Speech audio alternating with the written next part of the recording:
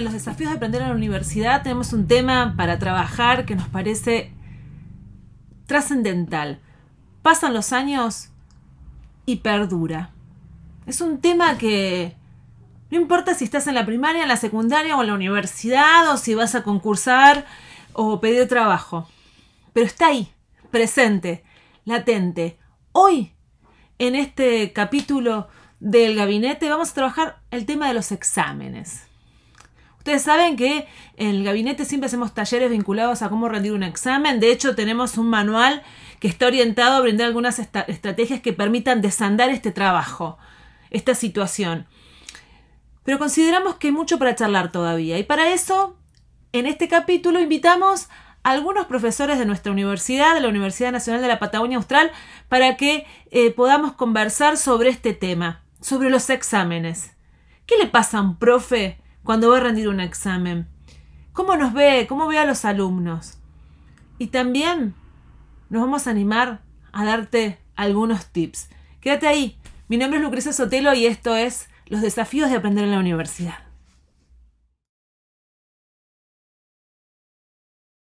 Bueno, buenas tardes a todos y a todos los que estén escuchando allí. Para nosotros en el gabinete es un placer hacer este video de hoy y contamos con profesores de nuestra querida Universidad Nacional de la Patagonia Austral en un hecho inédito. Cruzamos la ancha avenida del medio y nos juntamos profesores del área de sociales con profesores del área de exactas a charlar un tema que no solo nos preocupa porque es una instancia más dentro del proceso de aprendizaje, sino que nos preocupa porque sabemos que uno de los desafíos de aprender en la universidad tiene que ver con esto de cerrar los procesos, y son los exámenes.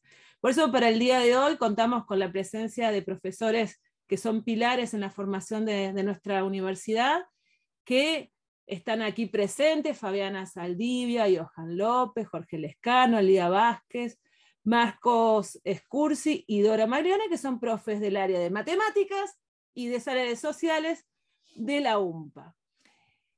Vamos a empezar a charlar, profes. Y tengo una propuesta para hacerles, que es invitarlos en un viaje en el tiempo. Algunos tienen más viajes en el tiempo que otros, para recordar cómo fue su primer examen o alguna instancia de evaluación en la universidad o en su momento de formación que los haya marcado. Y que se diga, bueno, acá pasaron cosas. Yo tengo una que fue media desastrosa, que tuvo que ver con metodología de la investigación, que tenía que rendir y le tenía tanto miedo a la profesora que no podía estar en el examen, que me tuve que ir muchas veces afuera porque me faltaba el aire y me terminé descomponiendo, pero la profesora tuvo un acto de consideración y me permitió salir todas las veces que yo necesitaba a rendir, ir afuera para recuperar el aire y volver a rendir el examen. Y me acuerdo que en un momento que yo no podía, porque tenía que identificar unas variables, era metodología de la investigación. Tenía 21 años. Y me dijo, quédate tranquila, y me sostuvo la mano y me dijo, tomate todo el tiempo que necesites para rendir. Y para mí eso fue muy importante, una materia de tercer año, pero no me voy a olvidar nunca el terror que yo tuve en ese momento, que no lo podía destrabar, pero sin ese momento de la profesora de la que me dio confianza, no hubiera podido destrabarlo. No sé si ustedes se acuerdan de alguna anécdota buena o mala, porque también hay de todo. ¿Quién quiere hablar? Ahora estamos todos muti. Hablen nomás, levanten la mano como quieran. Marcos.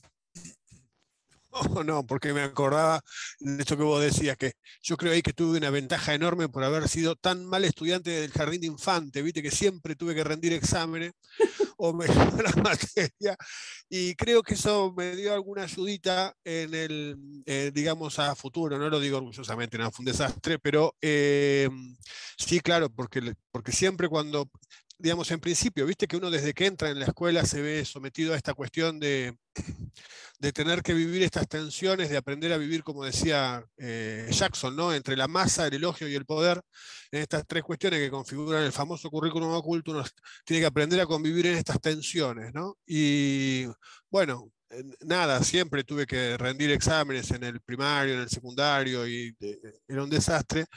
Y al final eso me dio, digamos, terminó siendo bueno, porque me dio algunas chances luego a futuro, ¿no? En otras instancias donde rendir examen tenía que ver ya con otras cuestiones más serias y donde además todos nos poníamos más serios, no sé por qué, pero parecía como que era más serio el asunto.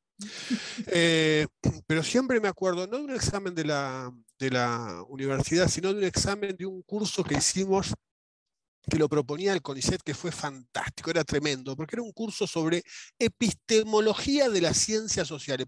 Primero, bueno, tuve que aprender qué significaba todo ese título, ¿no? De la epistemología de las ciencias sociales, eso ya me llevó medio año. Pero luego el examen, en esa época era un curso que se dictaba para los maestros que estábamos haciendo esta capacitación para la Ley Federal de Educación, casi que te estoy hablando de cuando la escritura era cuneiforme, ¿no? Pero fue tremendo, mira, porque era todo a distancia, no había, digamos, instancias presenciales, uno recibía los cuadernillos, los libros, qué sé yo, y el examen era, y nos habían adelantado, era con este sistema de multiple choice. Imagínense todos los prejuicios habidos y por haber sobre el multiple choice, porque para mí el multiple choice en toda mi vida de estudiante de la primaria, del secundario, qué sé yo, digamos, lo que significaba era tirar la perinola, ¿no? Porque era, digamos, a ganar o perder, digamos, no había ahí posibilidades, digamos, no había posibilidades de pensar en que realmente uno había leído el material y entonces, bueno, sí, está bien, sabes esto. Ahora, este examen estaba tan bien hecho, esta propuesta de evaluación estaba tan bien hecha, que nos tuvo a todos los profes que estábamos ahí haciendo esta famosa reconversión, ¿no? Nos teníamos que reconvertir, no sabemos bien en qué, pero nos teníamos que reconvertir en 6 horas. Una cosa inaudita, 6 horas, un curso de un librillo así, no voy a decir ninguna mala palabra, pero una cosa sencilla, porque estaba tan bien armado, che, que sí era multiple choice, pero además uno tenía que justificar la respuesta, pero además en las preguntas, mira, me tuve que haber quedado con una copia de ese examen, en las preguntas una coma cambiaba el sentido de toda la oración, entonces no daba lo mismo tirar la perinola y que sea la opción A, B o C, porque las tres decían lo mismo, pero la coma cambiaba. Siempre me acuerdo de ese examen, porque te repito, fue una cosa así, además de las 6 horas que nos mantuvo ahí sentados, fue una cosa que nos... ¿Estuvieron 6 horas conectados en la computadora? No existía la computadora en esa época ni la internet, digamos, la tecnología era el correo postal, ¿no? Es decir, estudiábamos a distancia por correo postal, porque nos llegaba el material, llegaba al colegio y de ahí lo distribuíamos, se distribuía entre los docentes que estábamos reconvirtiéndonos. Pero fue fantástico porque de verdad nos obligó, además era libro abierto, o sea, nada, cuando lo pensamos antes, dijimos, esto es pan comido, ¿qué pensó el CONICET de todos nosotros? Nos hizo reconvertir en esta pavada, porque encima que esa perinola y el libro abierto, esto lo resolvemos en 2 segundos y medio. Y no fue así, fue una cosa maravillosa porque nos obligó a repensar, o por lo menos a mí, no me acuerdo ahora bien si lo charlamos entre todos, pero nos obligó todo el tiempo en cada una de las preguntas a ir un paso para atrás para pensar en qué era lo que habíamos estado leyendo sobre esto de que trataba el curso de la epistemología de las ciencias sociales, un título hermoso. Pienso que nada, siempre es una cuestión así de mucho estrés, pero digamos, además en tiempos de pandemia, la literatura así, digamos, que tiene que ver con las cosas que pasan con la educación mediada, no solamente señalan sobre los problemas y hablan dan cuenta de las cuestiones que le pasan a los alumnos y a las alumnas, sino también de las cuestiones que nos pasan a los profesores cuando tenemos que tomar exámenes mediados, porque parece ser claro, ahí nos aparecen todos los miedos, perdón, no medios, y entonces se potencian las cuestiones que tienen que ver con el control en las evaluaciones y vamos dejando de lado las otras cuestiones, ¿no? Que tienen más que ver con saber si los tipos pudieron aprender, no pudieron aprender, si les gustó lo que leyeron, si se interesaron, si se generó algún tipo de discusión en el medio. Y bueno, nada, hay que ver cómo termina la historia, ¿no? Yo creo que estamos ahí como como en una, como en una puerta, ¿no? Podemos atravesar la puerta y empezar a pensar las evaluaciones post pandemia, con todo esto que hemos aprendido respecto de las cuestiones mediadas, y podemos atravesar la puerta y empezar a pensar las evaluaciones de otra manera, y no con esto que, eh, eh, no me acuerdo ahora el nombre del autor, pero lo señala como las 20 grandes problemas o enfermedades que generan las evaluaciones en el nivel superior, como contradicciones, ¿no? Como las grandes 20 contradicciones, esta cosa, por ejemplo, de pensar que nos interesa tanto que nuestros alumnos aprendan, pero luego las evaluaciones terminan siendo en un recorrido memorístico, ¿no? Y de los acontecimientos o de lo que fuimos charlando, y no estoy criticando las memorias, porque podría ser, qué sé yo, se me ocurre materias como anatomía, y tener que memorizarte capaz que los 206 huesos, pero también tener que pensar en las relaciones que existen en esas cuestiones, ¿no? Entonces, nada, me parece que estamos en ese gran momento, ¿no? De pensar si vamos a profundizar respecto de nuestros miedos sobre estas cuestiones ligadas a la evaluación, que tienen que ver con el control, o más ligadas al control, o si vamos a poder animarnos a pasar esta puerta y empezar a pensar en las evaluaciones con la posibilidad de contar que los alumnos cuenten con el material, que se puedan copiar, como en este caso, de tener el libro abierto y a pesar de eso estar 6 horas sentados resolviendo un examen que pensábamos que lo resolvíamos con una perinola.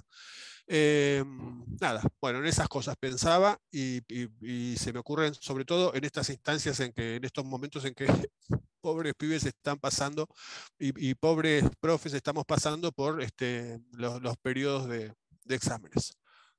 Bueno, Para después dejamos algunos tips. ¿pero te reconvertiste o no a las epistemologías? ¿Te volviste? Oh, tremendo, tremendo. Soy un epistemólogo de las ciencias sociales Me ahora. imagino. Bueno, Johan. Sí, bueno, no sé si me escuchan bien, ¿verdad? Perfecto. Sí. Vean, bueno, mi experiencia es distinta. Debo confesar que cuando llegué acá me llamó mucho la atención esto del examen final, ¿no? La mesa de examen, ¿no? Me llamó mucho la atención eso. Porque aunque sí tuve una experiencia previa, ahí conocí a Lucrecia en La Plata en 2010, era distinto, porque bueno, era un curso de posgrado, ¿no? Y no se hacían estas mesas de examen, ¿no? Obviamente. Pero cuando llego acá y comienzo a transitar ya como profesor, bueno, me llamó mucho la atención y además, a mi modo de ver, el saldo de las mesas de exámenes, a mi modo de ver es positivo, en el sentido de que al final el estudiante tiene que posicionarse, ¿no? De un saber, producto de un recorrido académico, institucional, y bueno, en esa instancia es donde se cuecen las habas, ¿no? Y se sabe si el estudiante logra avanzar o no.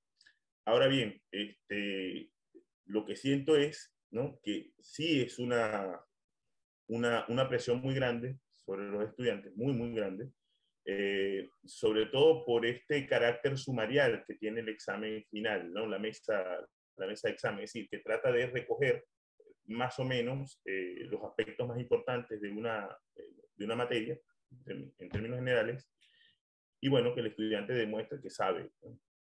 Obviamente que eso genera mucha presión en los estudiantes. No tenían idea, ¿no? Sobre la presión que esto podía causar en los estudiantes y lo veo cuando van a la mesa. Eso por un lado. En nuestro caso es distinto, por lo general, bastante coercitivo, por cierto, en el caso venezolano. Llegaba el profesor, primer semestre, allá por semestre, o año, en todo caso, en primer semestre y colocaba algo así, acá lo anoté, 2P, 2P, una F, vean, 2P, 2P, una F, ¿sí? 2 prácticos, 2 parciales, un final. Entonces, el plan de evaluación, ¿viste? Lo que era más, que se la daban, ¿viste? Estos que creían que era, bueno, no sé, más sabiondo que todos los profesores, llegaban, bueno, plan de evaluación, anoten, y colocaba un 2, una P, un 2, una P, un 1 y una F. Eso es todo. El plan de evaluación, imagínense ustedes, o sea, también era complicado, porque el examen final también intentaba copiar, ¿no? lo que ya habíamos visto a lo largo del semestre. Entonces era complicado. Pero además, para tú llegar al examen final, tenías que acumular tenías que llegar a un 70% y ese examen final tenía un valor de 30%. Por ahí va la cosa, ¿no? Bien, no recuerdo bien, estamos hablando del principio de los 90, el siglo pasado, entonces no recuerdo bien cómo era la cosa, pero era bastante coercitiva el asunto, coercitivo. Acá no digo que no sea distinto, ¿viste? Que me parece que, pero yo saludo el hecho de que sea, por lo menos lo que yo he visto, que sea oral. Eso me pareció fantástico, además, ¿no? Y en nuestro caso, esa oralidad no existe esa instancia de mesa de examen oralizada, sino escrita. Y podías tú estar en un examen escrito 4 o 5 horas. ¿No? Ahí. Y vos, Y Johan, te estoy hablando del primer. ¿cómo te recordás siendo estudiante de la carrera de Sí. grado, enfrentando a un profe que te pone en el pizarrón 2P, una F y... No, 2P y una F, 2 prácticos, 2 parciales y un final. Este es el plan. No, terrible, el tipo era terrible. Recuerdo un profesor, lo llamábamos Julio Cortázar, se llamaba Julio Cortés, nos daba introducción a la literatura, el primer semestre histórico, entrando, y nos daba introducción a la literatura. Y bueno, un tipo bastante déspota. Sin embargo, claro, pero eso ya por asuntos personales, fue el que, como diríamos en mi país, me puso el cuero duro, porque el tipo era un duro y déspota, y no te hablaba y te llamaba bachiller, y después me lo consigo en el último semestre, y para nosotros era muy terrible que nos llamaran bachiller en el último semestre ya para graduarnos, ya para ser licenciado, ¿viste? Y bachiller, y el tipo muy despectivo, con un cigarro en la boca, y lanzaba aquellas bocanadas, todo déspota, y decía, el que sabe aquí soy yo no sé qué, no sé qué, no sé qué. Pero así, y decía, wow, si este tipo lo trasladamos ahora, bueno, lo denuncian en todos lados, ¿no? Porque el tipo era bastante déspota y sigue siendo, me imagino. Pero, por una parte, pero ya esto pasa por asuntos personales. Este tipo, a mí en lo particular me gustó porque sabía mucho, a pesar de que era un déspota, y bueno, y al final él daba un seminario, y ese seminario se inscribieron 2 locos nada más, un amigo mío y yo. Este amigo mío está en Chile ahora, pero igual, y nos seguía tratando de forma déspota, en fin. Lo que quiero decir es que en términos generales, estas instancias para rendir un examen final son bastante traumáticas, tanto en Venezuela como acá. Acá he visto cosas impresionantes, ¿no? Gente llorando previo al examen, profe, no me voy a presentar, cosas como esta, y creo que también habría que revisar esto así. Yo no comparto esas prácticas de 2 parciales, 2 prácticas y un final, ¿no? Yo creo que la evaluación tiene una parte sumativa, una parte formativa y por supuesto una parte diagnóstica, que sería como al inicio, que creo que también eso estaría bueno rescatar alguna de estas experiencias, ¿no? Ver qué trae el estudiante, desde dónde se posiciona y luego comenzar a formar estos aspectos de la coevaluación. Está bueno también de la autoevaluación, la coevaluación, la heteroevaluación, estos aspectos que nos da la evaluación educativa, creo que también pudieran ayudar un poco a bajar esa tensión con la que llegan los estudiantes a las mesas, ¿no? Independientemente de la materia que sea, eso es importante, ¿no? Más allá de, bueno, por ejemplo, el recuerdo de, vamos a aprovechar a hablar más de los profesores de matemáticas. No. Yo soy como vieron que está en boga esta chica que habla con los extraterrestres. Bueno, más o menos era lo que yo entendía en términos generales de mis profes de matemáticas, ¿no? Y era muy malo para eso.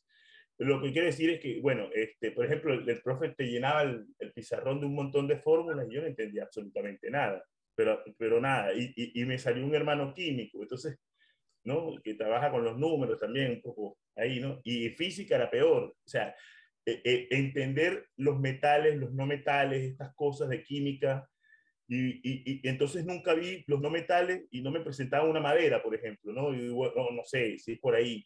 Y no le veía la carnadura, digamos, vivencial, experiencial a estas cosas tan abstractas. Entonces se quedaban en abstracciones pensando el profesor de matemáticas de Venezuela, yo sé que los de acá no son así, de Venezuela, pensaban para sí mismos, pues ellos pensaban que a lo mejor lo que ellos estaban colocando ahí, ese montón de fórmulas, o el de física o el de química, lo entendían los demás de igual manera, y me parece que es así. Y ahí mi frustración con el número. En términos generales, yo le digo a mis estudiantes un poco en joda que si tú pones un 5 arriba y un 3 abajo, con una rayita en el medio, se me acaba la vida, ¿no? Literalmente.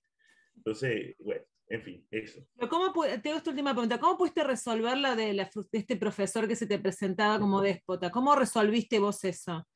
¿Dejaste la materia, lo hablaste, te juntaste con tus compañeros? ¿Cómo te preparaste para ese examen? No, en lo particular, te cuento así posta por la calle del medio, lo tomé como un reto. Este hijo de P no me va a venir a joder a mí. Pero como un reto así.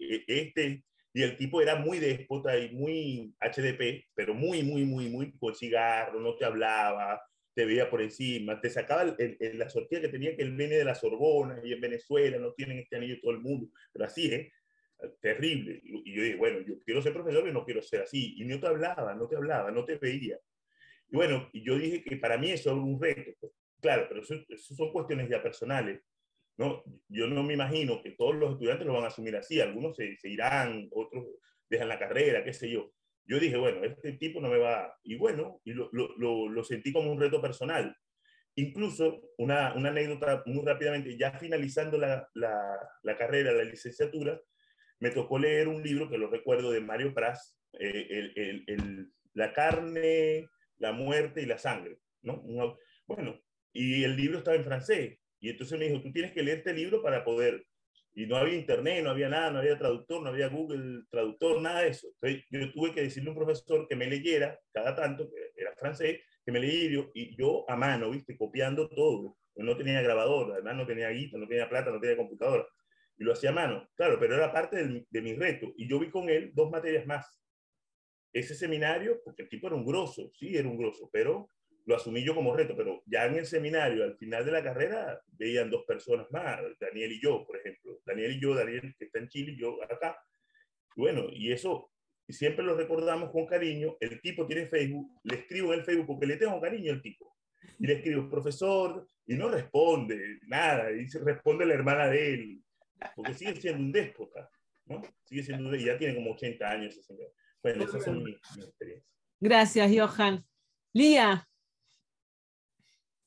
Sí, bueno, ¿cómo están? Ahora sí bajo la mano.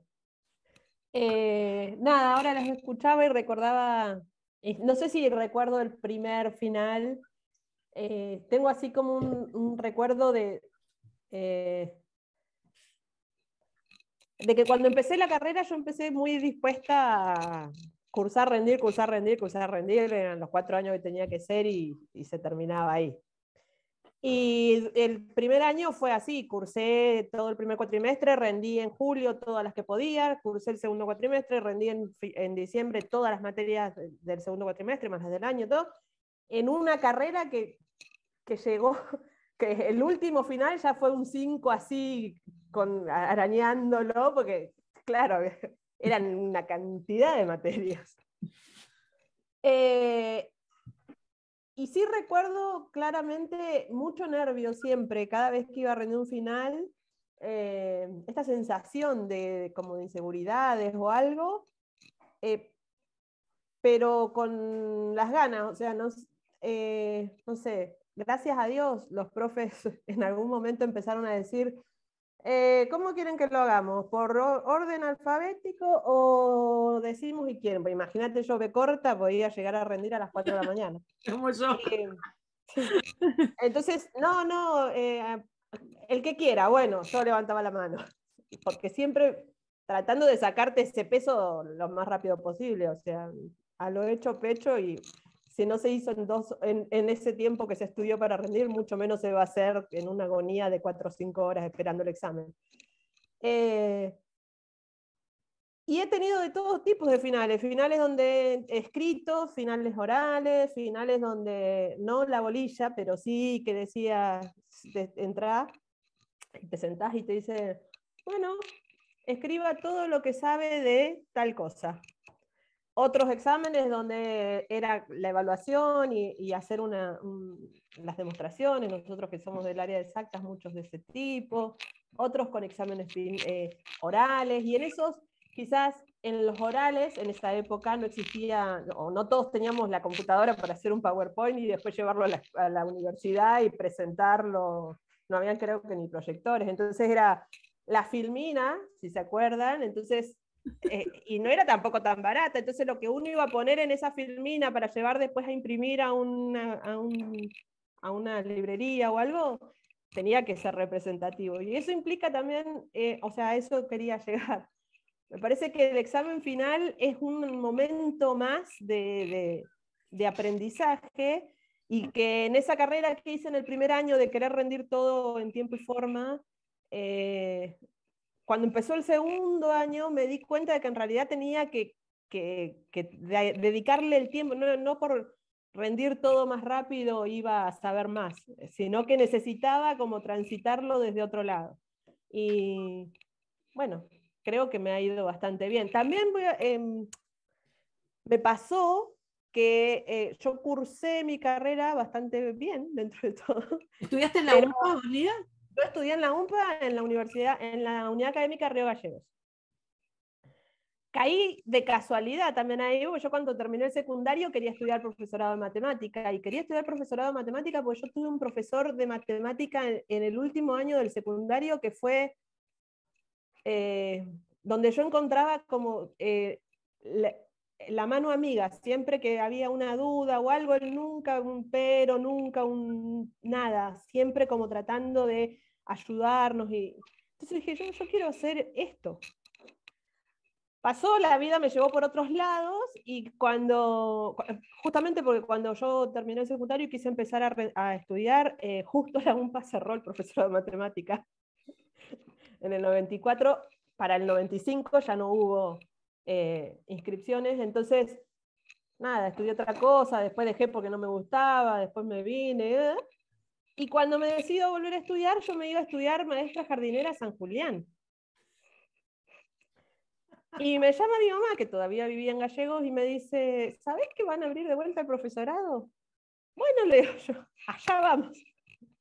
También muchas veces durante el transcurso de la carrera decía, ¿por qué estoy acá? Yo tendría que estar Cortando no sé, papel, cortando papelitos, armando otra cosa. Pero bueno, es la vida que te lleva a lo que en realidad uno anhelado desde el primer momento, ¿no? Pero estaba diciendo antes que cuando yo ya estaba terminando de cursar, el último año de cursada, empecé a trabajar de la mano de Fabiana Saldivia, y eso me llevó en un primer año que trabajé solo medio tiempo, al segundo año ya incrementé las horas, trabajaba mañana y tarde, y durante 2 años no rendí un final. Yo que trataba de llevar los finales, no sé si todos correctamente, pero más o menos al día, no atrasarte tanto por la cursada, porque esto, por lo otro. Después, el tiempo que me quitó el trabajo hizo que no rinda los finales que me quedaban, que no sé si eran 6 o 7 finales, y ya me recibía, ya había hecho la práctica, todo. Y en ese tiempo que yo no rendí finales, volví a tener miedo, ese miedo de decir, me inscribo, y no, llegaba una semana antes y me borraba porque no me sentía segura, hasta que en un momento dije, no, basta, esto no puede seguir así, porque, o sea, trabajo iba a seguir teniendo si yo seguía, pero yo quería mi título. Entonces me dediqué, corté de raíz ahí, me dediqué a estudiar lo que me faltaba, y mis últimos finales los rendí ahí. El último con el profe Lescano y María Laura Ivanisevich y Fabiana Saldivia también en el tribunal.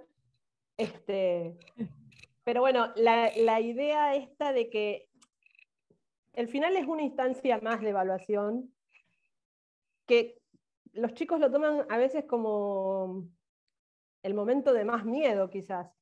Y creo que tiene que ser el momento que uno puede aprovechar para entender otras cosas que durante la cursada, en la vorágine del parcial, el parcial de esta, el parcial de la otra, el parcial de la otra, pasan de largo. Y creo que en el final uno a veces termina de cerrar otras cosas que durante la cursada no. Pero hay que darse el tiempo de poder entender todo esto, y no es algo fácil, y también hay una realidad que muchas veces en la universidad, recién hablaba Joan, de 2 parciales, 2 prácticos, un final, bueno, a veces también pasa esto que nosotros decimos, bueno, los chicos llegan a diciembre del primer año y no saben qué es regularizar, qué significa, terminan de regularizar y no saben si ya aprobaron la materia o si queda una instancia más, o cómo, o qué tienen que hacer. Hay mucho de esto que queda dando vueltas y que los chicos, creo que tendríamos que acercarnos, por otro lado, también aclarar ese montón de dudas, que es otro universo paralelo, ¿no? Gracias, Lía. No, está bien. ¿Alguien más quiere compartir un recuerdo? Fabi. Sí, Jorge. Estaba escuchando atentamente todas las demás historias, ¿no? Y yo, digamos, tengo puedo contar lo que me pasó a mí. Yo iba a un colegio en el secundario que era anexo a la Facultad de Ingeniería. Entonces era una escuela técnica de la que podía salir técnico en distintas especialidades, o bachiller técnico, que era digamos, un pasaje a la universidad. Es decir, uno se podía ir en quinto año como bachiller técnico y lo hacía para entrar a la universidad más rápido. Si no, tenía que esperar 2 años más, recibirse de técnico y poder ir, o te aceptaban, por ejemplo, haciendo en paralelo esos 2 años que te faltaban y podías estar en la facultad. Algunos hacían eso, terminaban en 2 años digamos, salían técnicos y en esos 2 años por ahí aprobaban el primer año de la facultad. ¿A qué voy? Mi experiencia es muy distinta a la que pueden tener los chicos hoy. Yo en ese colegio, nosotros teníamos, por ejemplo, cursaba por la mañana yo, en mi caso, ¿no? Y tenía 3 clases más, digamos, a la tarde, o el sábado a la mañana, donde íbamos generalmente a talleres de electricidad, de tornería, en fin, distintas cosas que hacíamos. Y nos tomaban exámenes, en una época eran unos exámenes trimestrales, 3 exámenes trimestrales durante el año, donde se paraba todo, es decir, se paraba esa semana y se rendían todos esos exámenes en esa semana, de todas las materias, o de la mayoría de las materias, por ahí no todas tenían trimestral. Después en otra época fue de una forma, tomaban 2 cuatrimestrales y había 3 notas más que ponían los profesores intermedios. Entonces había 5 notas a lo largo del año, y no 3. Y siempre creo que era así, una nota de la trimestral o de la cuatrimestral, la de la trimestral, y se promediaba con la nota que tenía el profesor. Lo que quiero decir, estábamos muy entrenados para rendir examen. Entonces, una vez que llegábamos a la facultad, nos queríamos comer los chicos crudos. Realmente estábamos preparados para rendir. Y tan es así que, digamos, la mayoría de los que salíamos de ese colegio, en primer año hacíamos más materia de las que tenía el primer año, porque encima en la facultad no era que teníamos las materias por año. La facultad tenía materias cuatrimestrales y no te decían este es del primer año, este es del segundo. Simplemente tenías todas las correlatividades y vos armabas un camino. Vos armabas un camino, digamos, pensándolo bien, como para no quedar trabado con un trayecto que, digamos, te salía mal una materia, rendir alguna materia y te podía trabar después, ¿no? Por supuesto que podía pasar eso, pero uno trataba de armar un trayecto para evitar la mayoría de esas posibilidades, o que se pasara eso en muchos casos. Y entonces al principio, digo, andábamos balazo, primero, segundo año, y después cuando las materias se ponían más bravas, porque ya se entraba un poco en la... Ya no tenían tanto que ver con lo que habíamos visto en la secundaria, porque en la secundaria llegábamos ahí a hacer integrales y muchas cosas que se ven en matemáticas avanzadas, pero cuando salíamos de eso, bueno, ahí los que habían estado a lo mejor demorados en esos primeros años y ya tenían toda una experiencia, por ahí no, nos empezaban a superar, tipo que andaban más rápido que nosotros después, ¿no?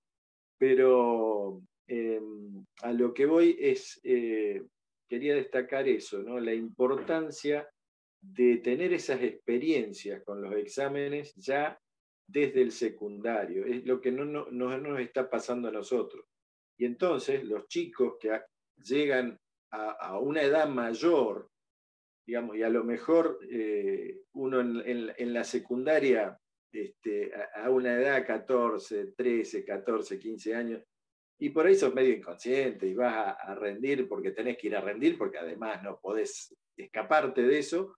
Y bueno, y si te va bien, y si no, bueno, y te animabas, y te empezabas a animar. No generaba un rechazo ese examen.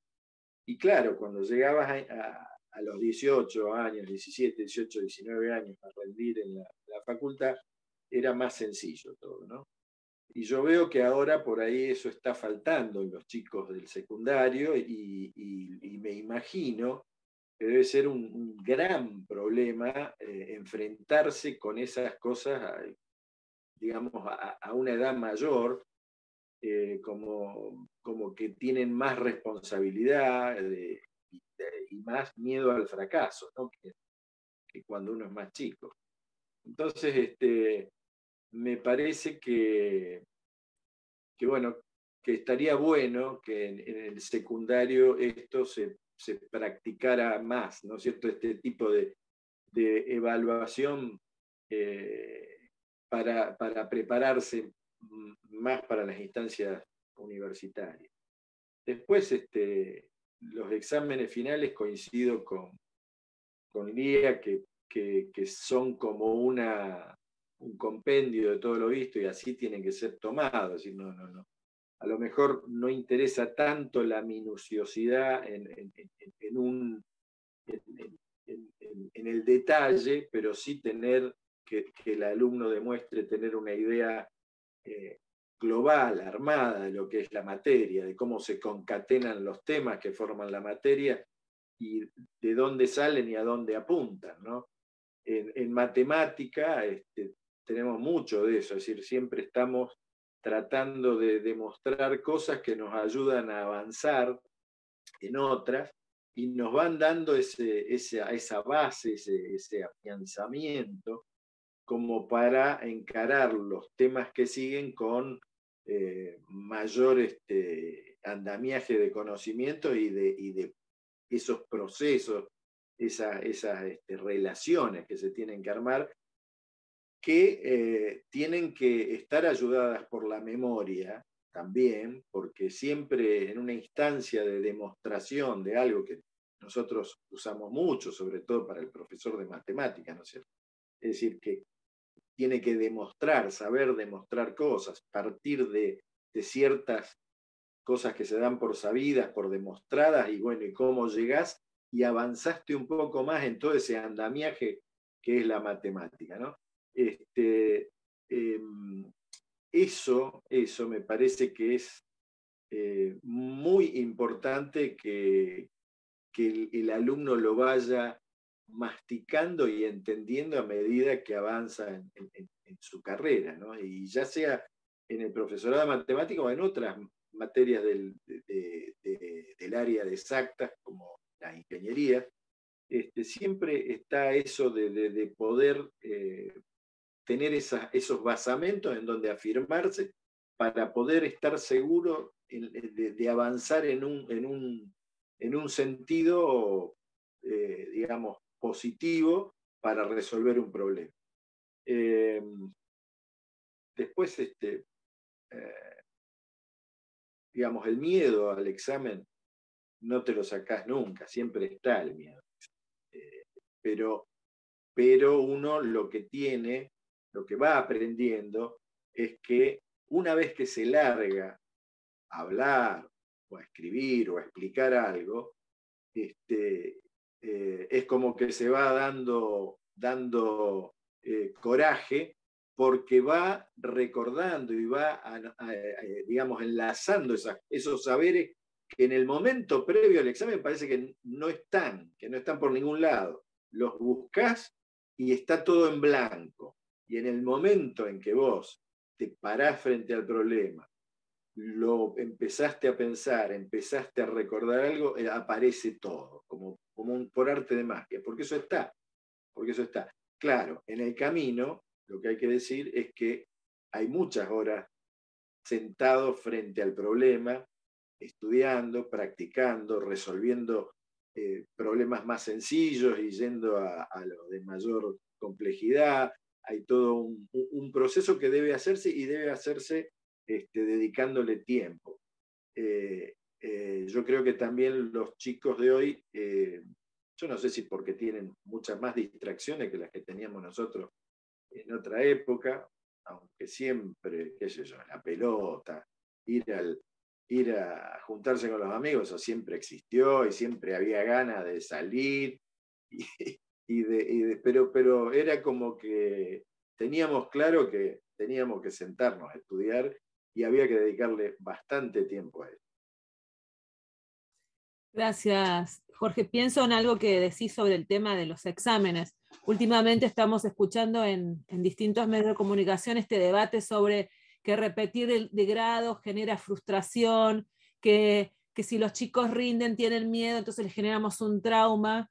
Y me parece importante recuperar esto que estás diciendo, para el valor que tiene el examen en la escuela secundaria, no solamente como una cuestión de acreditar conocimientos, sino a la forma escolar, ¿no? Lo que uno aprende sobre lo que implica enfrentarse a un desafío. Nosotros siempre en el gabinete le decimos a los chicos, esto en la universidad también aprendemos cosas que nos permiten en la vida laboral. Cuando uno va a buscar un trabajo, es una forma de rendir un examen. Cuando vas a tener una reunión, por ejemplo, un ingeniero, estoy pensando que es un ingeniero que trabaja en una petrolera y tiene que desarrollar un dispositivo y demostrárselo al jefe, porque decir, mire, este va a ser el mecanismo. Eso también implica, nada más que no tiene nombre de parcial, pero si nosotros desarrollamos las competencias previas, siempre como decías, vamos a tener miedo, pero ahí está el desafío.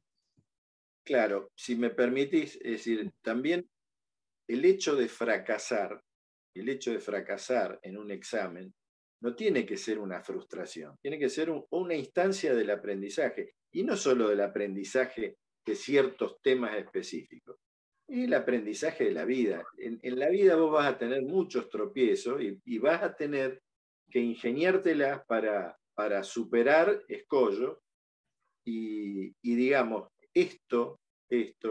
cuando te va mal en un examen, vos tenés que sacar tus propias conclusiones, o el alumno tiene que sacar sus propias conclusiones de dónde falló, para saber dónde poder mejorar. Y eso lo tiene que llevar a que el próximo ya no sea un fracaso. Y eso es todo un aprendizaje, ya te digo, no solo del tema que estés preparando, sino un aprendizaje de cómo caminar la vida, ¿no? Exactamente. Gracias, Jorge. Dora.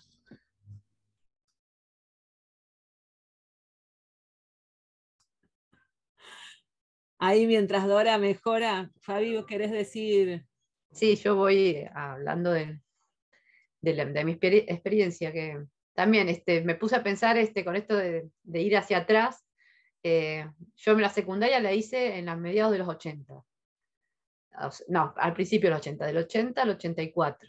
Ya una etapa del país muy, muy rigurosa, y sobre todo en la escolaridad.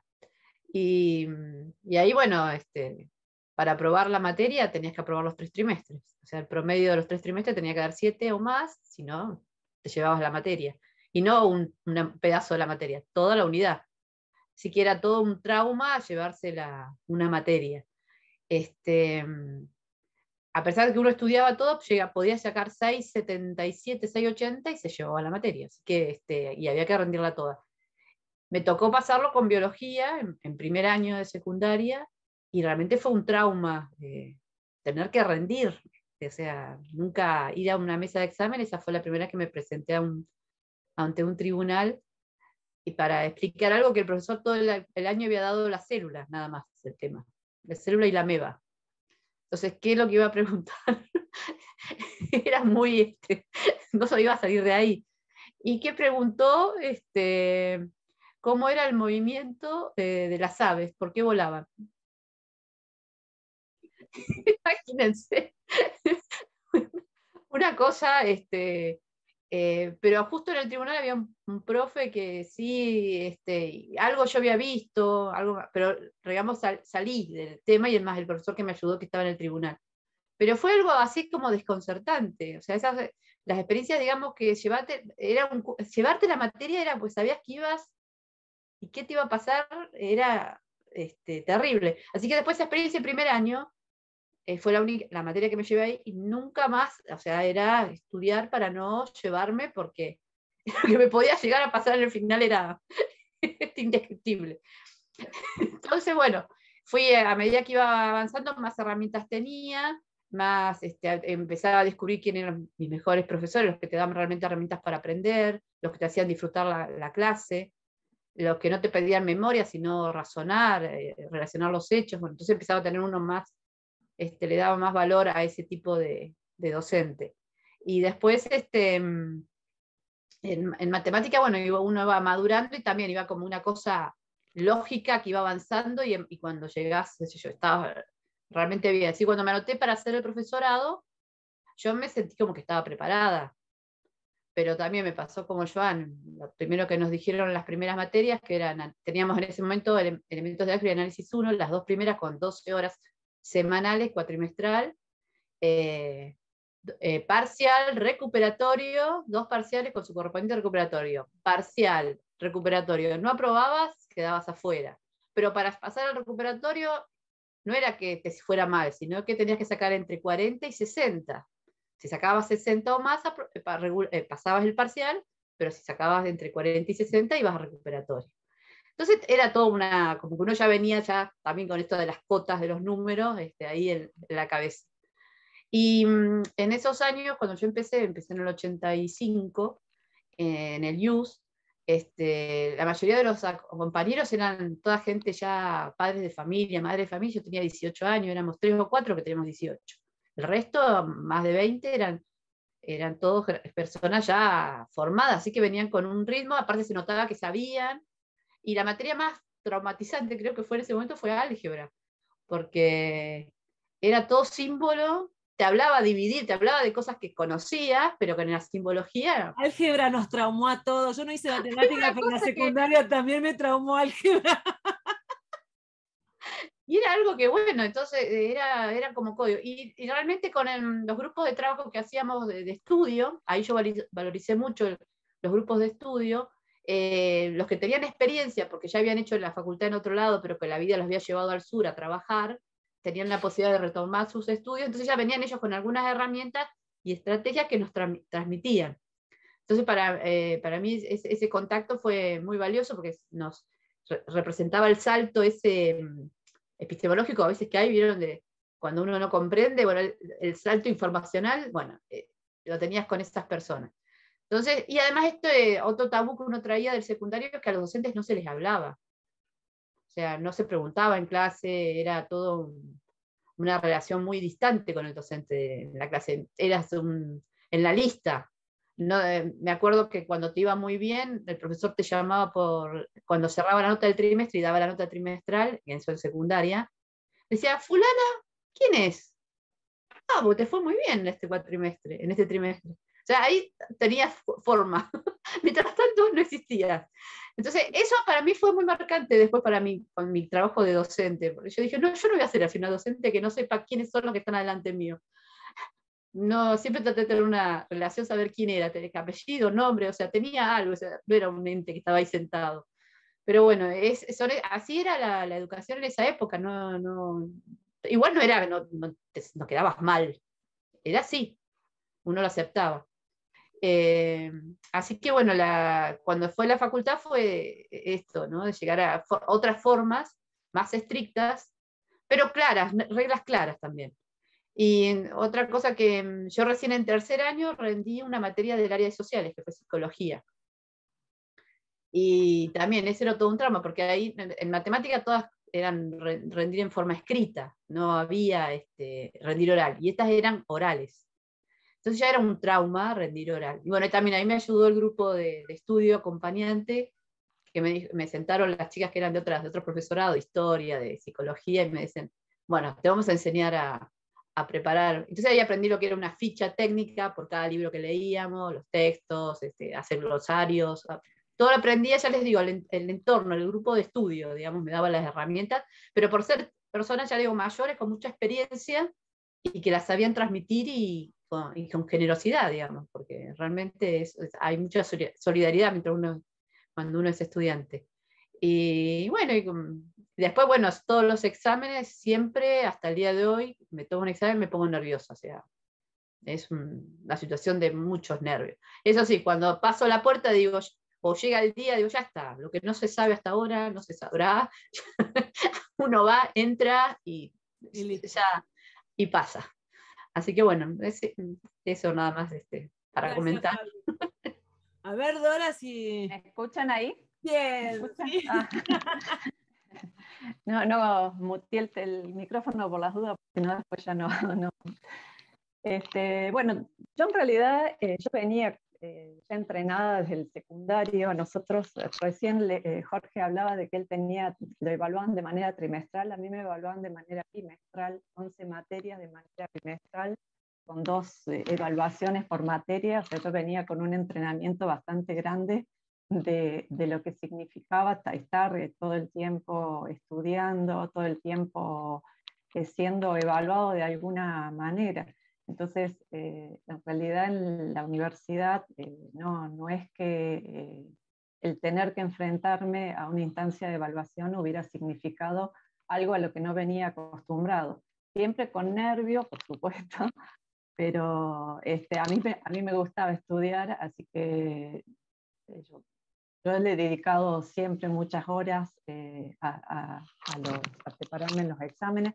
De hecho, nosotros teníamos un régimen cuatrimestral y yo terminaba el cuatrimestre y casi que rendía todas las materias, porque organizaban las mesas de exámenes de manera tal que entre una y otra por lo menos había 8 días, entonces daba un tiempo bastante bueno como para poder, si vos te centrabas, te podías preparar bien con las materias. Entonces yo estudié licenciatura en matemáticas, éramos muy poquitos, eran grupos chiquitos, los profesores, conocíamos a los profesores, las aulas estaban ahí pegadas en las oficinas de los profesores, o sea, un contacto constante con todos ellos.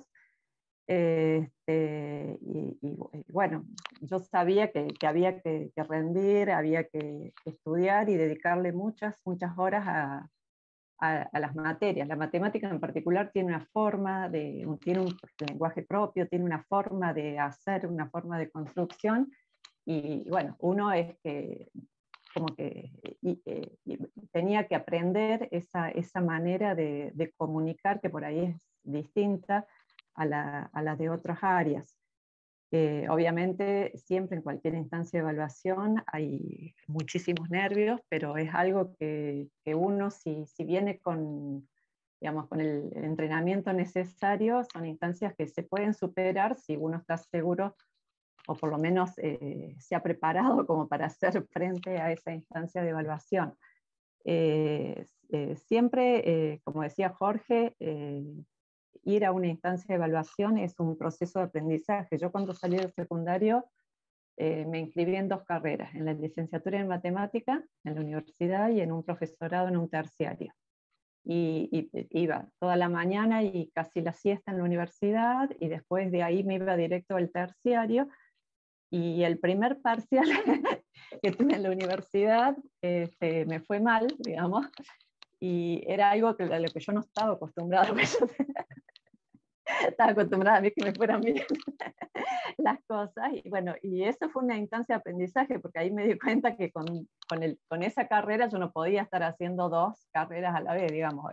O optaba por la licenciatura, la universidad, o optaba por un terciario, y bueno, así que como me gustaba esta forma distinta de ver a las matemáticas, es como que opté obviamente por la licenciatura.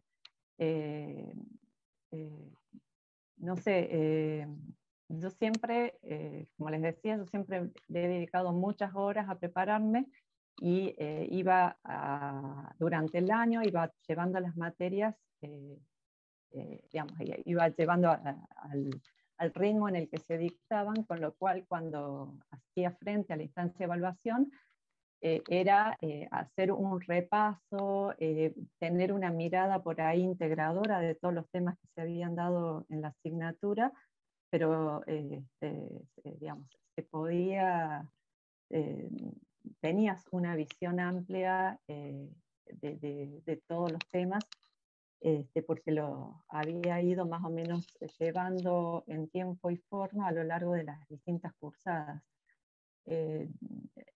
A mí, cualquier instancia en la que uno se siente evaluado de alguna manera, sea en un parcial, en un final, no sé, en cualquier otra instancia, provoca una situación de estrés y de nerviosismo, pero si uno, no sé, si uno más o menos está acostumbrado a que se siente seguro, porque eso es importante, saber que podés hacer frente a esa situación, si tenés las herramientas necesarias para hacer frente a esa situación, digamos, los nervios son normales.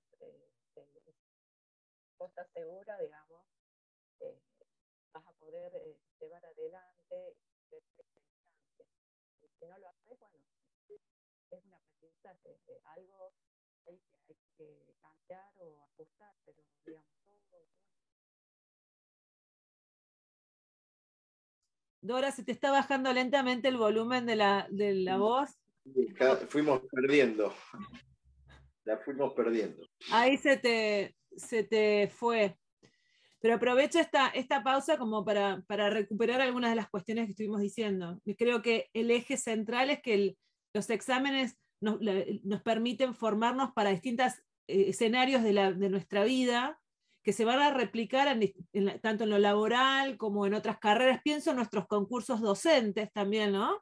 Que tiene que ver con una instancia de evaluación muy similar a la que tenemos en la carrera de grado, un tribunal con gente que a veces no conocemos, que también nos sortean temas como suceden en los exámenes de la carrera, que además es más complejo o tiene otro acento porque ahí ponemos en valor nuestro capital cultural, nuestra trayectoria como docentes, y como dice una colega, en el caso de la universidad, si a ustedes les va mal, tienen la posibilidad de cursar, pero en el caso de los concursos docentes ponemos en juego muchas veces nuestras instancias laborales, entonces si no tenés ese training ahí del examen, cuesta. Para no demorarnos más, les vengo una propuesta de pensar un tip o un consejo para estos alumnos que tenemos ahora de primero, de segundo año, para los que escuchen en algún momento esta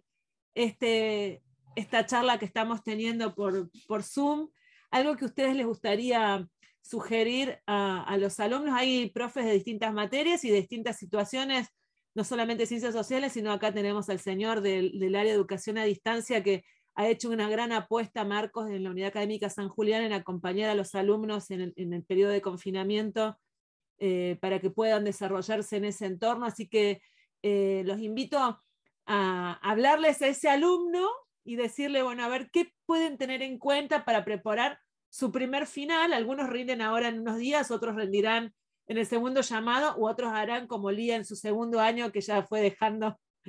Yo también te cuento que fui dejando con el paso del tiempo.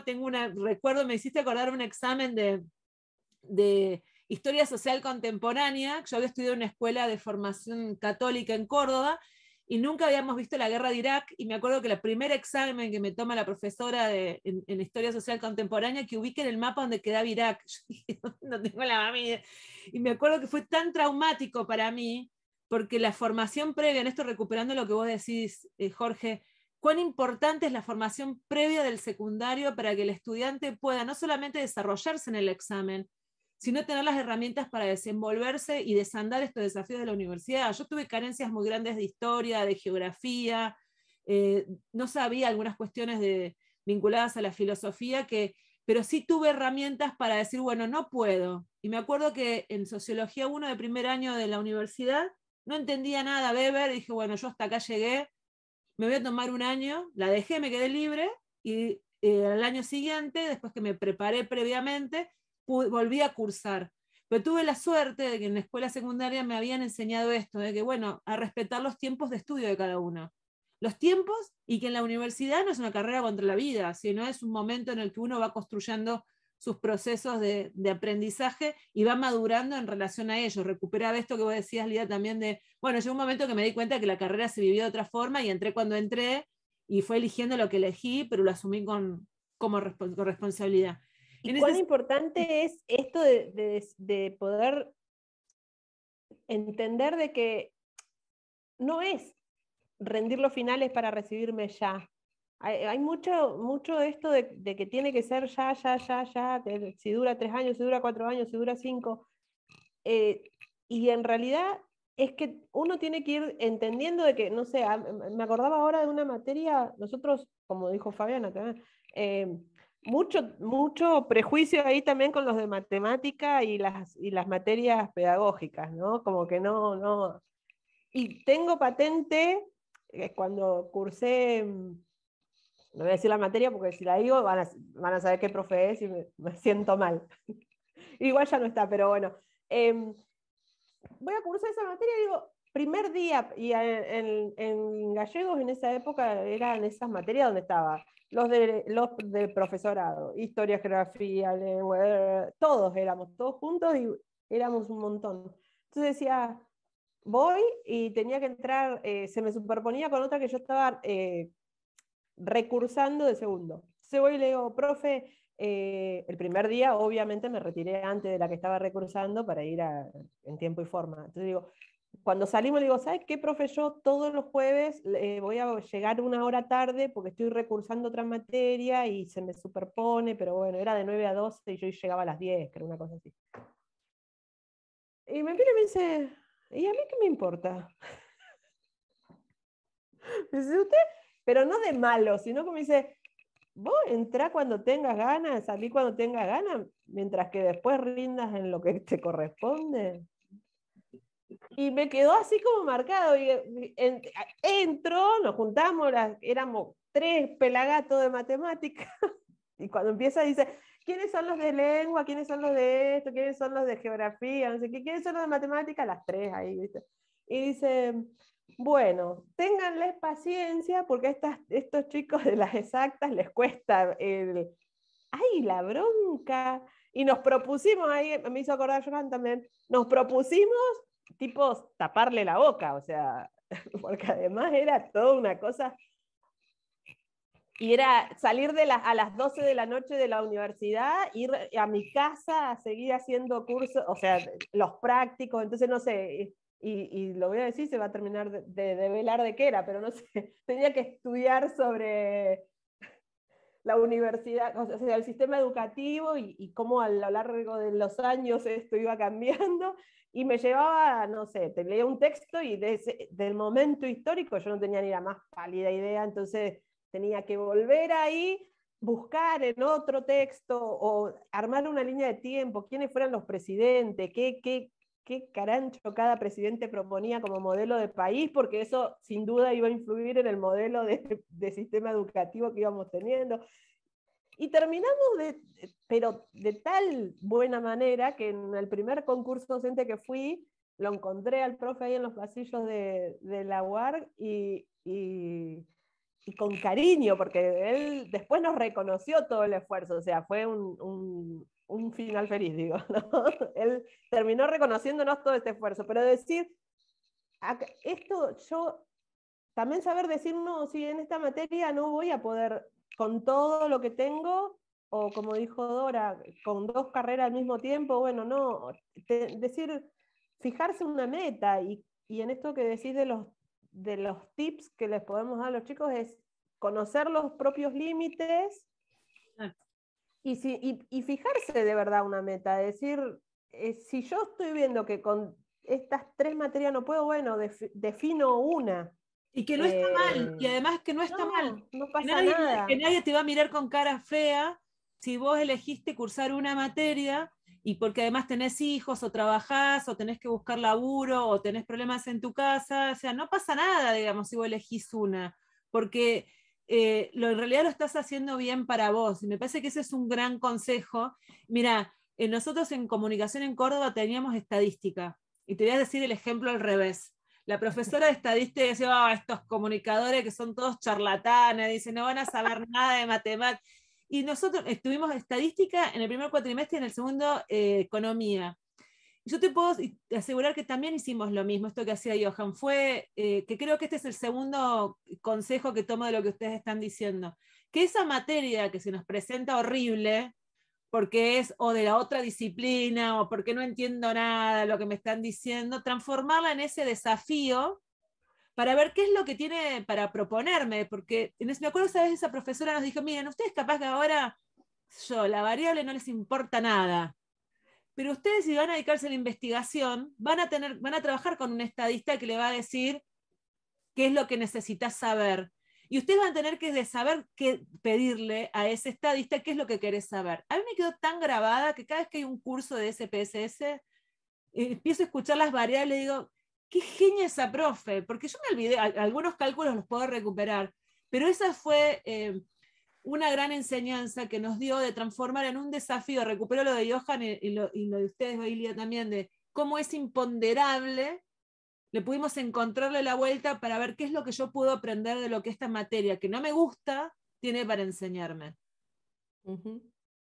Bueno, ahí yo te agrego, no es que no te gusta, porque vos la ves que es parte de tu carrera y la querés aprender, pero ya te están poniendo un prejuicio que vos no llevás, que no llevás. Al contrario, querés saber. Y te dicen así, no, esto no es para vos. Entonces eso es desestructurante, te desafían también, pero es estructurante. Sí, Jorge. No, digo que de escuchar estas anécdotas, un tip sería ¿no? Es decir, el no bajar los brazos cuando encontrás un escollo grande, sino todo lo contrario, redoblar la apuesta y decir, bueno, a esto lo tengo que superar. Y para eso me tengo que concentrar y tengo que hacer un esfuerzo extra a lo que por ahí me demanda otra cosa que me gusta más. Pero digamos, eso es importante asumirlo, porque si no, es como aceptar el fracaso y como renunciar de entrada, ¿no? Y no, y tiene que ser al contrario. Si vos te encontraste con un profesor que fuma habanos, tiene un anillo importante, bueno, te trata mal, y bueno, a este tipo lo tengo que pasar por arriba, y para eso me tengo que esforzar, es decir, tengo que redoblar el esfuerzo que vengo poniendo, porque no me va a ganar. Y la verdad es que todo eso es aprendizaje. Todo eso es aprendizaje. Y vuelvo a decir, no solo para la carrera, es decir, es un aprendizaje para la vida. Exacto. Ahí, Marcos, ¿vos querías aportar algo? En dos partes, porque retomando algunas cuestiones que no quiero parecer como de libro de ayuda, ¿no? Pero hay cuestiones que tienen que ver con el éxito que pasan por otro lado. El éxito en la vida no tiene que ver con aprobar un examen, es casi como un accidente en la vida del estudiante, digo, un accidente hasta en el sentido de pensarlo, que uno puede desaprobar el examen por múltiples cosas, o sea, no porque no sepa, porque aprender es una cosa y aprobar un examen es otra historia completamente diferente. o bueno, o por lo menos es diferente, no sé si completamente diferente. Pero son como varias cosas ahí. Entonces el éxito tiene que ver con el intento, con animarse y con decir, porque además, sobre todo en el nivel superior, hay que entender que el aprender es una cuestión personal. Es decir, acá no hay tu tía, acá no estás rindiendo, no vas a la escuela porque te lleva tu papá y tu mamá, tu tío, tu hermano o el que sea, tu tutor, padre o encargado de la mano para que lo hagas, ni porque el Estado decide que la enseñanza secundaria es obligatoria, porque querés aprender. Entonces, la primera gran cuestión es, mira, no te presentes a un examen si no estudiaste, porque ahí arrancamos todo para atrás. Entonces, pero luego lo que ocurra después es a lo que me refiero, que puede ser como un accidente en la vida del estudiante, ¿no? Es decir, puedes aprobar, pero siempre puede ser no por lo que uno haya aprendido o no haya aprendido, porque, insisto, me parece que aprender y aprobar son como dos cuestiones diferentes.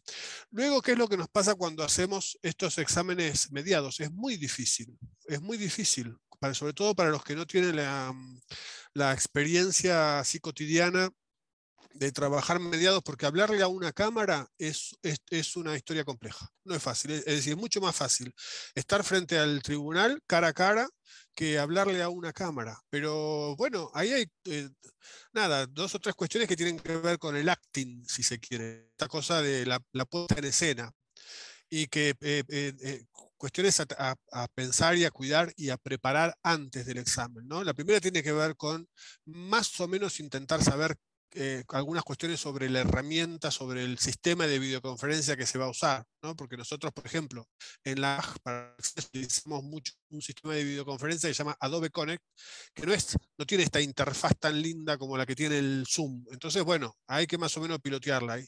Saber si uno va a pasar una presentación y pensar en ese caso qué tipo de presentación, cómo va a armar su PowerPoint, si lo lleno de cosas, pues, siempre saber que los PowerPoint no son para leer, son guías que uno arma, porque digamos, leerlo además, si uno está frente a los profesores y se pone a leer el PowerPoint, la verdad es que casi como una falta de respeto, porque el tipo ya lo sabe leer, no hace falta que vos se lo leas, digamos, ¿no? Cualquier profesor sabe leer un PowerPoint. Y después cuestiones que tienen que ver, qué sé yo, con la iluminación, ¿no? Si la luz nos da de lleno en la cara, nos produce una sombra, se encandila el otro. Entonces, también tener pensadas, digamos, no solamente esto de haber estudiado la materia, obviamente, tener digamos, en este famoso método del 2L, 2S, 2R, 2 leídas, 2 subrayadas, 2 releídas, sino además preparar en el acting, en el acto, tener en cuenta estas condiciones, ¿no? Por ejemplo, la cámara es 1/4, 3/4, la iluminación que no nos dé de frente en la cara, hablar pausado, no como estamos hablando ahora, sino que hablar pausado, pero es un tema que hay que ensayarlo. Porque, insisto, uno le está hablando a una cámara y no sabe. Entonces empiezan a preguntar los y las alumnas, ¿no? Lo vemos siempre en los exámenes. ¿Me escuchan? ¿Me escuchan? ¿Me escuchan? ¿Me escuchan? Y ahí va cortando todo el tiempo, se empasta el examen, ¿no? Con esos ruidos de si va cortando. Y obviamente, darse su tiempo, ¿no? Hay que, si uno está en su casa rindiendo el examen, darse su tiempo, hablar con la familia y decir, mire muchachos, ahora desconecten todo, porque me toca a mí, este es mi momento, este es mi examen. Entonces, que si otro está enganchado a la Wi-Fi, decirle, no, bueno, pará, porque este es mi momento, porque necesito esta hora para negociar sobre esas cuestiones. Gracias, Marcos. Ahí tuvimos un poquito cortado una parte, pero se escuchó bien. Gracias. ¿Algún consejo más? Sí, yo quisiera hablar sobre, brevísimo, Sí. responsabilidad, autonomía y esfuerzo. Creo que son dos palabras que hay que recuperar. Y lo otro, la noción de desafío. La universidad como desafío y como goce. Eso es importante también, ¿no? Y este asunto de autorretarse, autodesafiarse, es muy importante. La universidad no es un asunto fácil, no es un asunto fácil. Y eso creo, me parece, que hay que señalárselo a los estudiantes cada tanto. Decirle, mira, la universidad es un asunto donde la gente viene a leer, viene a estudiar, viene a esforzarse para lograr unas metas. Y eso para mí es fundamental, sobre todo porque siento que cada vez más llegan los estudiantes pensando que esto es un relajo, que esto es muy fácil, que no sé. Y yo, porque no lo viví así, sé que la cosa es complicada y que implica mucho sacrificio, mucho esfuerzo y una autonomía responsable. Creo que eso debemos propiciarlo siempre. Gracias, Johan. ¿Alguien más, Fabio o Dora? Yo quería agregar de que cuando se prepara un final, de organizar los temas, enlazar las unidades, ver el porqué, entender por qué está en cierto orden, tomarse ese trabajo de volverlo a repensar, porque eso es lo que porque uno aprendió algo durante la cursada, pero en realidad ahora va a comprender. Entonces necesita tiempos, y por eso es importante la agenda personal. Distribuir cuántos días dispone para estudiar, en qué horario, en qué le va a sacar provecho, hacer consultas a la cátedra que está para eso. Están los docentes dispuestos. A veces lo que falta es que no saben cómo formular las preguntas. Eso también nos falta práctica. Entonces, bueno, acercarse con alguna duda, con algún texto, ir a los textos, no quedarse nada más que con los apuntes que se tomaron en clase, buscar textos tanto digitales, que hay mucho ahora en YouTube, pero también ir a los libros. Los libros son muy claros en muchas cosas y realmente vale la pena intentarlo. O sea, los libros hoy por hoy parecen que no son necesarios, y eso está mal. Hay que recuperarlos como una fuente de información. Gracias, Fabi. Lía. Sí, yo recuperando también ahí la importancia de tener el programa y conocer el programa, ¿sí? El programa de la materia, el profesor muchas veces te lo presentan en el primer día, o te dicen está cargado, o retírenlo en la fotocopia, y uno no le presta mucha importancia a esto, ¿no? Pero conocer el programa, mirar el orden, recurrir a la bibliografía que el profesor propone también es importante, porque a veces en esto de que en nuestra época no existía, existía internet, pero digo, no era como ahora, que es masivo, que cualquiera puede entrar y en 5 minutos te busca de todo. Pero por ahí mirar en el programa qué es lo que el profe recomienda, tiene que ver, porque si no yo pongo en Google cualquier cosa y me aparecen 200 millones ahora con estos videos que todo el mundo enseña por videos también. Entonces, poder tener en claro esto y como dijo Fabio, organizar los tiempos. Por ahí, si decís, no es lo mismo a veces rendir un final en este llamado, que es julio-agosto, que como decía la profe Dora, si uno tuvo una muy buena cursada, vos podés decir, me anoto en el primer llamado, porque nada, es un poquito más, una vuelta de tuerca más, no hay problema ahí, o me anoto en el segundo si quiero y veo. Pero cuando uno deja una materia y pasan 3, 4 meses para rendir un final, es necesario tomarte un tiempo para volver a mirar todo y organizar y decir, bueno, no sé, esta semana o de acá al viernes tengo que tener por lo menos el tema elegido de lo que voy a dar, organizada la bibliografía que voy a usar, cómo lo voy a hacer, tener un ejemplo, si voy a dar un tema y después me van a hacer preguntas de lo otro, saber que todo lo que yo diga dentro de mi tema lo tengo que saber, o sea, no solo nombrarlo por nombrarlo, sino que tiene que ser algo que yo manejo, tratar de que con ese tema relacione la mayor parte del programa posible. Y lo último que puedo decir, me parece a mí, es la importancia de valorar el rendir finales, pues nos encontramos cada vez más con alumnos que van cursando y tienen muchos finales acumulados. También hubo, no sé si en todas las unidades, pero por lo menos nosotros hemos tenido algunos alumnos que han podido cursar como pendientes, que el profe te guarda la nota para cuando rindas la que debes, pero de esa nunca la rendiste, se te cayó esa regularidad, tenés que volver a... Es un tema. Entonces tratar de no dejar que el final, si regularicé, pase 2 años y medio y lo esté rindiendo porque ya me figura que se me va a vencer. Tratar de decir en menos de un año tengo que rendir este final, si no lo rindo ahora lo tengo que rendir próximamente, ¿no? Me parece que eso es importante porque también hace que que lo que vas aprendiendo en las otras materias cobre otro sentido, digo, ¿no? Perfecto. Bueno, ahí Jorge, levantaste la mano y ya vamos cerrando porque se nos ha extendido la charla. Se viene el cumpleaños. Claro, sí. No, yo simplemente cortito, y a lo mejor suena viejo esto, pero de esto se trata, somos, digamos, nos pidieron... Somos grandes. Claro, pero la importancia, sobre todo en la parte de exacta, ¿no? En las matemáticas, qué sé yo, de juntar muchos papeles para poder escribir, papeles por ahí que están usados de un lado y del otro lo tenemos en blanco. Bueno, juntar muchos papeles y desarrollar la práctica, los problemas, hacerlo, porque no es lo mismo ver un ejemplo por YouTube y entenderlo que proponerse uno, escribirlo y aprender a usar los símbolos y cómo lo mostramos y cómo avanzamos. Y muchas veces en los ejercicios, cuando lo hacemos con la lapicera, el lápiz en la mano, hacemos clic en muchas cosas.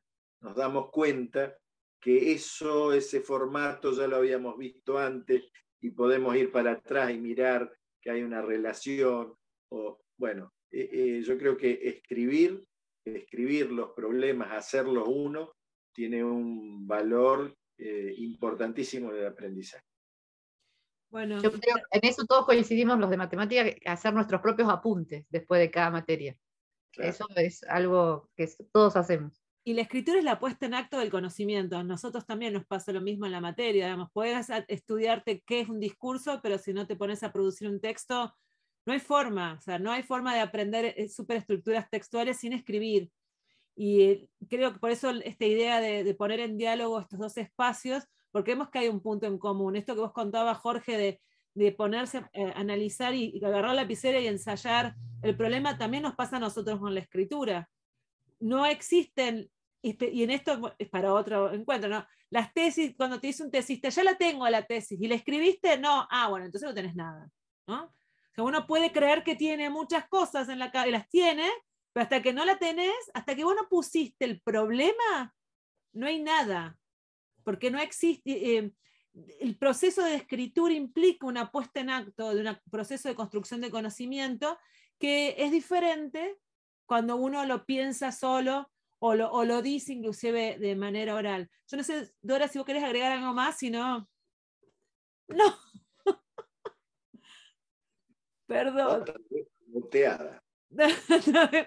Ahí va a volver porque quiere decir algo, pero bueno, ahí recuperando entonces estos elementos, la importancia de asumir el desafío, de buscarle la vuelta a esa materia que se me presenta como desafiante y que por ahí, qué sé yo, no me gusta o no me cae el profe, y que siempre va a haber profesores que tienen sus cosas. Ahí, Dora, antes de que se nos vaya el audio. Estás muteada ahora desmuteate. No, en realidad es un poco de lo que dijeron todos. Sobre todo en matemática es muy importante el organizarse, el saber bien las definiciones, las conexiones que hay entre los distintos temas, el hacerse un apunte mínimo como para guiarse. Y en matemática uno tiene que hacer matemática, para lo cual tenés una forma, un lenguaje propio, entonces tenés que aprenderlo, tenés que saber cómo conectar los distintos conceptos a través de las distintas propiedades que ellos poseen. Entonces hay una forma propia de hacer en matemática y eso hay que aprenderlo. Los chicos, los estudiantes de matemática, eso no pueden obviarlo y eso cuesta. Pero bueno, es el aprendizaje propio del área. Y sí, lo que venían diciendo, de no dejarse estar con rendir los finales, porque por ahí demoran el recibirse 2 o 3 años porque dejan pasar un montón de finales, van perdiendo las correlatividades. A veces es mejor hacer menos, pero rendir los finales que cursar muchas materias y después tener que dejarlas. Sí, entonces ahí entonces coincidimos en no procrastinar la rendida de exámenes, ordenarnos con pedir el programa a Secretaría Académica o al profe y ordenarnos ahí con la cursada, preparar el examen, que es una puesta en acto también de lo que uno sabe, en la virtualidad como nos proponía Marcos, pensar el manejo de los elementos virtuales, pero también cuando uno rinde presencial, cómo va. Yo siempre digo que se arranca diciendo yo creo que, siempre ahí le decimos con Dios que mire, acá esto no es un templo, lo importante, si quiere creer, vaya a la iglesia, acá vamos a trabajar sobre lo que aprendimos. Y el desafío que implica, digamos, el examen es una instancia más, pero que también en la vida tenemos distintos escenarios donde este examen nos presenta como un entrenamiento. Y pensar de que, bueno, esto es algo que trabajamos desde el gabinete. La universidad no es una carrera contra nadie, es un proceso de construcción de un deseo, como dice Johan, en el que uno elige algo para la vida, y la universidad tiene distintas instancias para poder acompañar a los alumnos. Esto que vos decías, Jorge, o que decía también Fabi, en mi época el profe no nos conocía, bueno, eso cambió y tenemos la posibilidad de preguntarle al profesor y que el profesor nos acompañe, no tener miedo a preguntarle al profesor, animarnos a construir ese vínculo, y si hay horarios de consulta, ir a los horarios de consulta, porque ahí el profe te conoce y uno puede construir ese espacio de encuentro. Yo les quiero agradecer por sumarse un viernes a esta hora a esta actividad. Me encanta poder encontrarme con gente que hace mucho que no veo, como a Jorge, y saber que hay muchos estudiantes que te siguen reconociendo, acá como Lía, que fue alumna tuya, y me parece que eso también es un gesto muy lindo, que en esta charla sobre cómo rendir un examen haya una alumna con su profe, que además hoy es profe, y que estemos acompañando este espacio de construcción de puentes y poder dialogar entre matemáticas y ciencias sociales. Muchas gracias por este momento de encuentro, y bueno, que ojalá que nos podamos reunir otra vez, y que deseamos que sea un disparador para pensar el que nos está escuchando. Bueno, muchas gracias a vos, Lucrecia. Un gusto. Gracias por la invitación y un gusto verlos a todos. Bueno, Gracias. nos vemos pronto. Chao, hasta luego. Nos vemos, hasta un gusto, luego. chao, chao. Hasta luego.